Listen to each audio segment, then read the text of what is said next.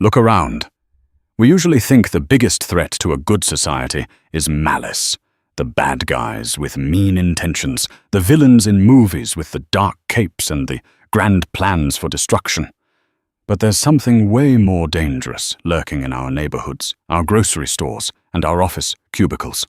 It's stupidity.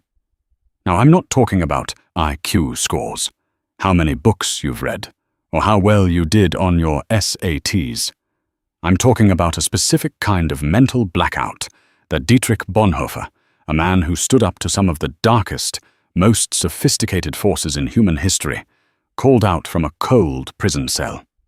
He realized, while waiting for his own execution, that while you can fight evil, you can protest it, expose it, or even use force against it, you are almost completely powerless against stupidity. The reason is terrifying. The person isn't just wrong. They're under a psychological spell. They haven't lost their intelligence. They've traded their ability to think for the comfort of belonging to a group, a cause, or a rigid idea. They've checked out of reality and checked into a truth that was handed to them by someone else. Bonhoeffer saw that when people get swept up in a powerful movement, they don't just become more passionate, they become mentally incapacitated.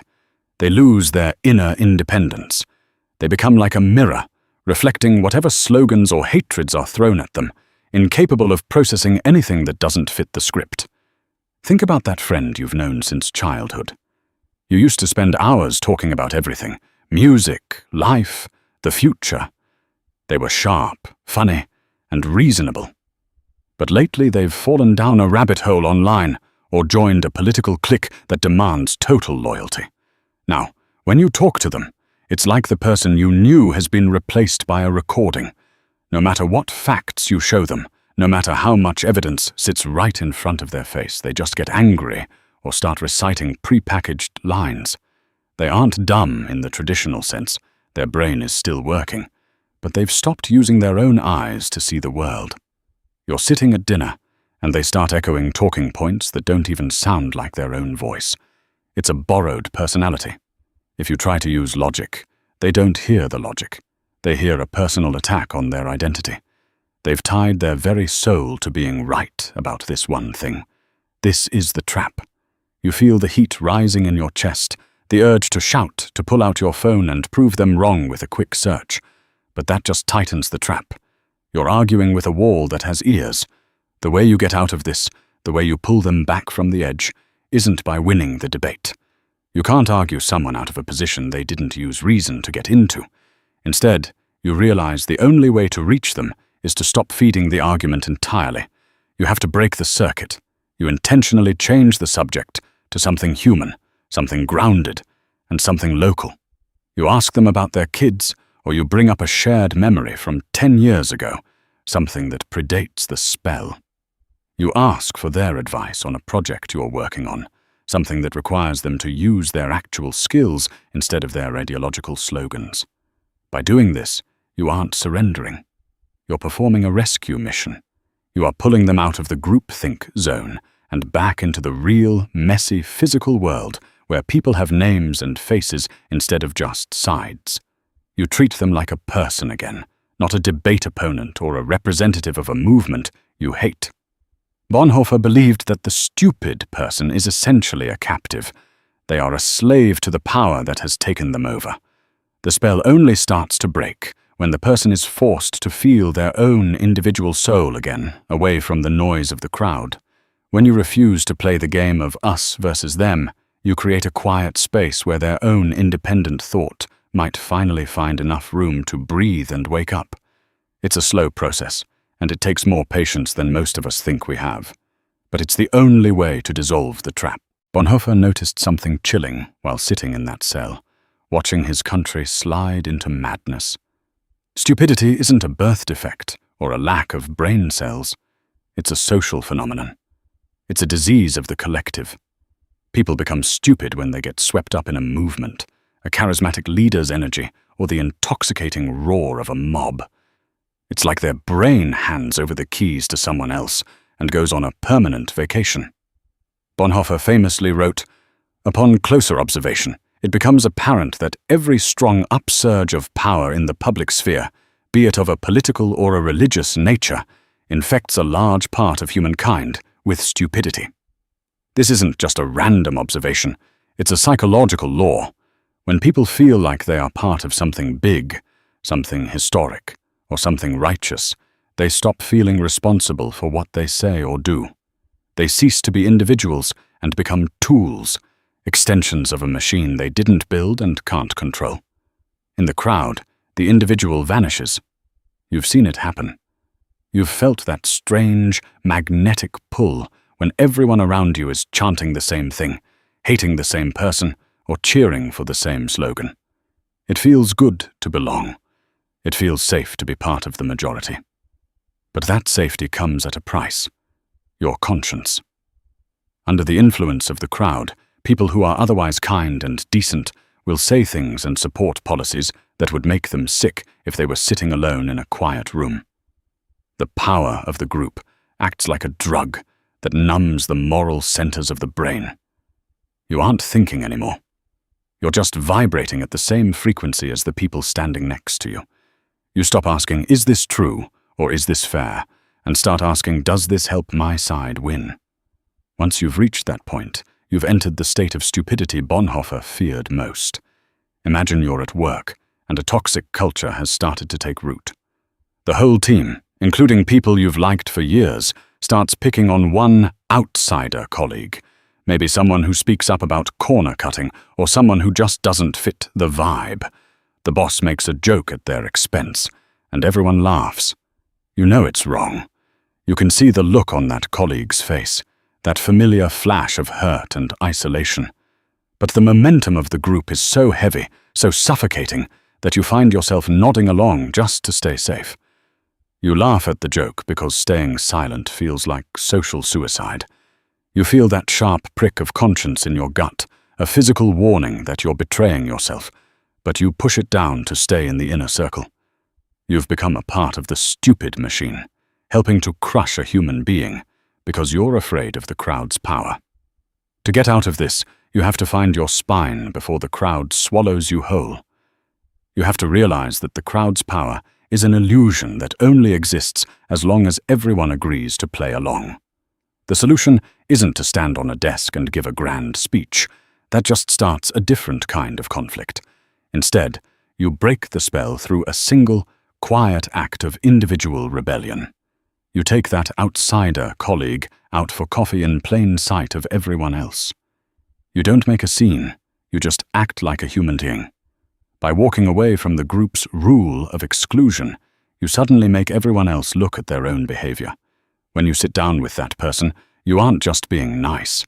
You are reasserting your independence. You are saying, the crowd doesn't own my lunch break, and it doesn't own my heart. You break the circuit. Often, you'll notice that once one person has the guts to act like an individual again, 2 or 3 others will sheepishly follow suit. They were just as scared as you were, waiting for someone to give them permission to be a person again. Acting with a bit of guts, real, localized guts, is often the only thing that can shatter a collective trance. You exit the crowd by remembering that you are responsible for your own soul, regardless of what the person next to you is screaming.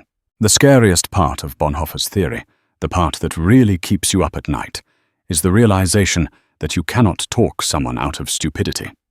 We live in an age where we think more information is the cure for everything. We think if we just find the right infographic, the perfect fact check, or the most logical argument, we can flip a switch in someone's brain, and they'll suddenly see the light.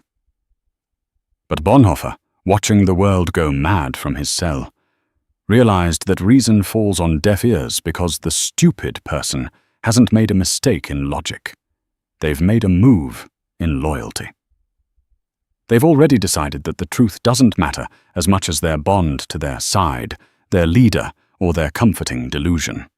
As Bonhoeffer put it, the stupid person is easy to irritate and becomes dangerous by going on the attack.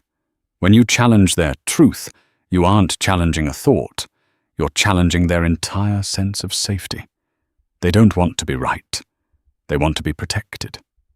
This means that most of our shouting matches, the ones that happen over a holiday dinner, the ones that drain your battery on social media, the ones that leave you shaking with frustration in the break room, are a total waste of breath. You're trying to use a map on someone who has decided they don't believe in north. You're shouting at a closed door, and the harder you kick, the more locks they put on the other side. You end up exhausted, bitter, and, if you aren't careful, just as reactive and stupid as the person you're fighting. The only way out isn't a smarter argument. It's a different way of existing entirely.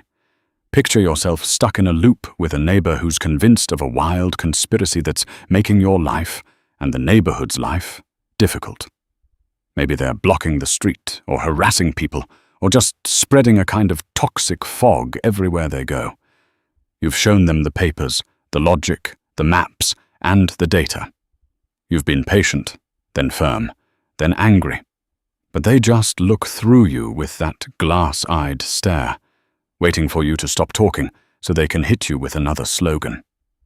In that moment, you have to realize that you cannot win a logical fight with someone who didn't use logic to get where they are. So you stop the lecture. You stop trying to be the teacher or the correcting voice.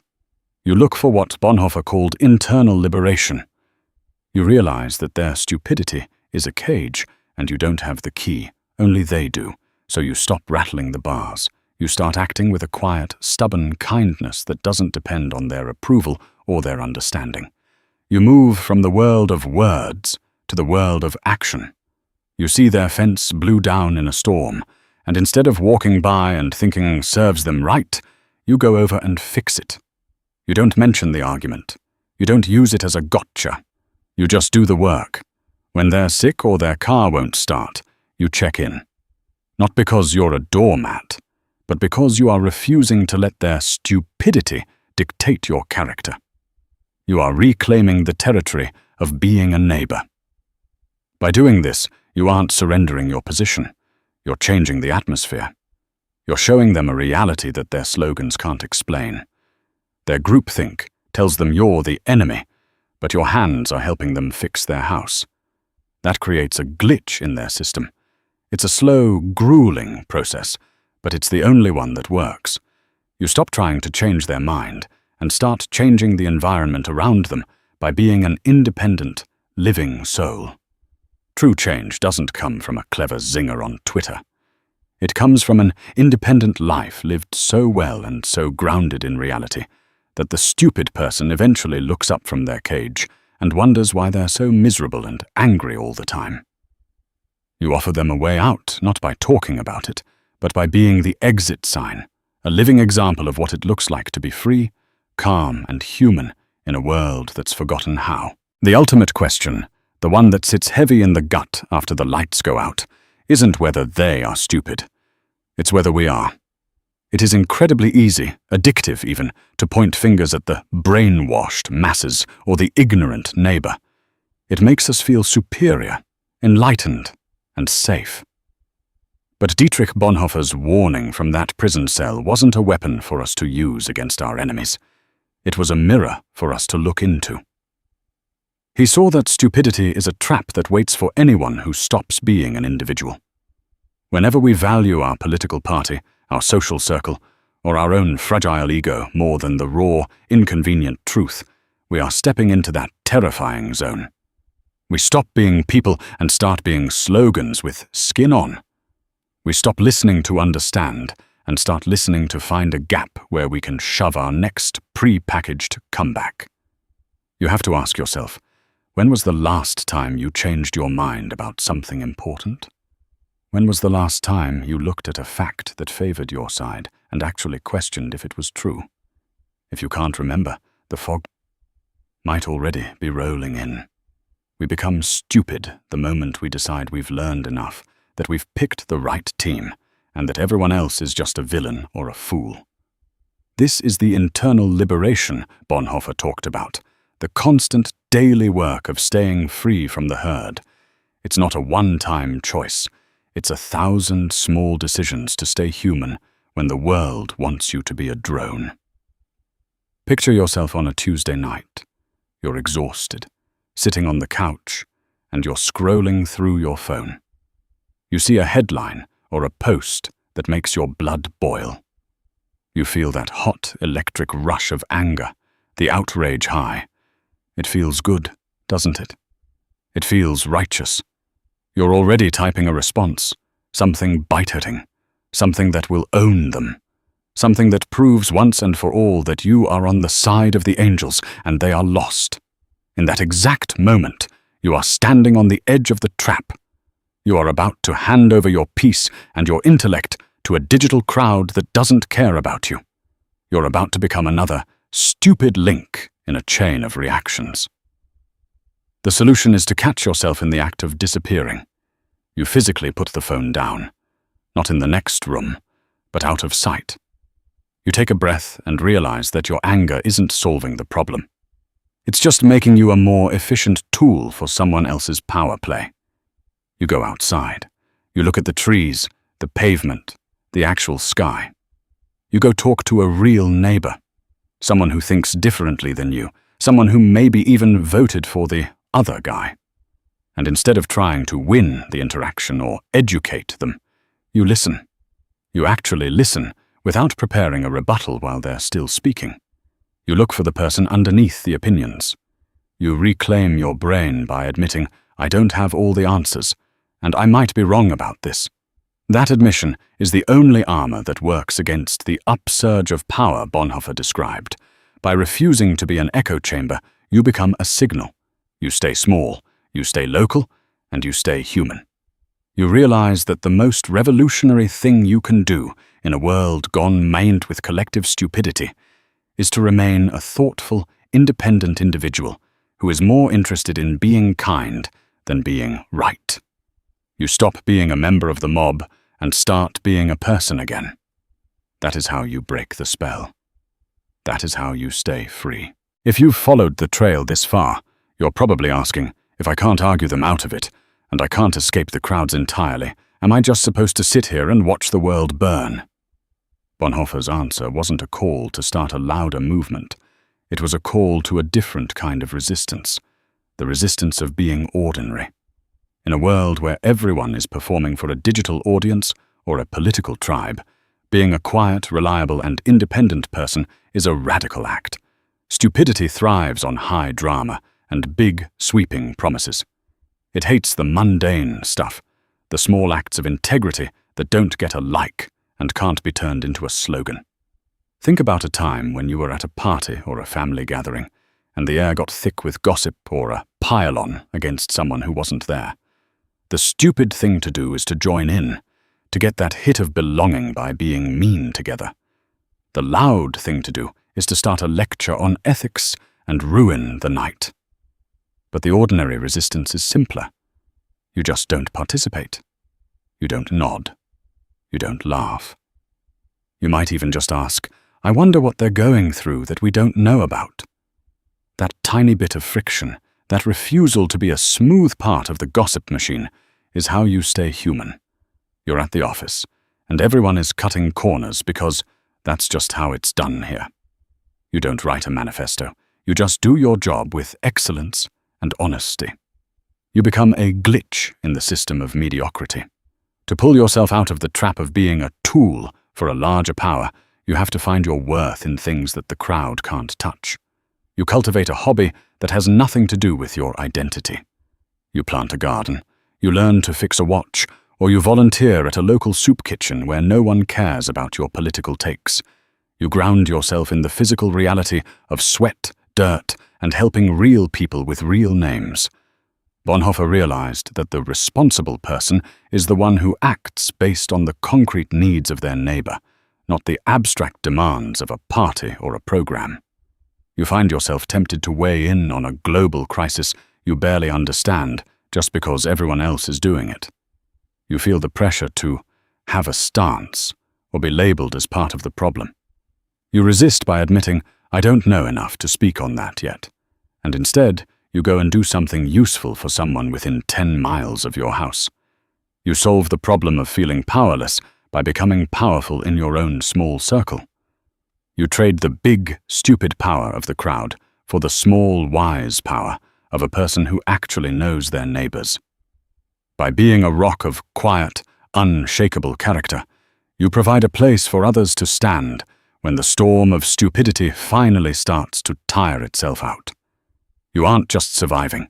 You're building the world that comes after the madness. If this deep dive into Bonhoeffer's theory opened your eyes to the invisible traps around us, do me a favor. Hit that like button. It helps push this message past the algorithms that thrive on the very groupthink we just talked about. I want to hear from you in the comments. Have you ever felt that mental blackout in a group? Or have you successfully pulled a friend back from the edge of a rabbit hole? Let's start a real human conversation down there. No slogans, just stories. And if you want to keep reclaiming your mind and staying grounded in a world gone loud, subscribe and turn on the bell. We're going to keep digging into the truths they don't want you to hear. Stay free. Stay individual. See you in the next one.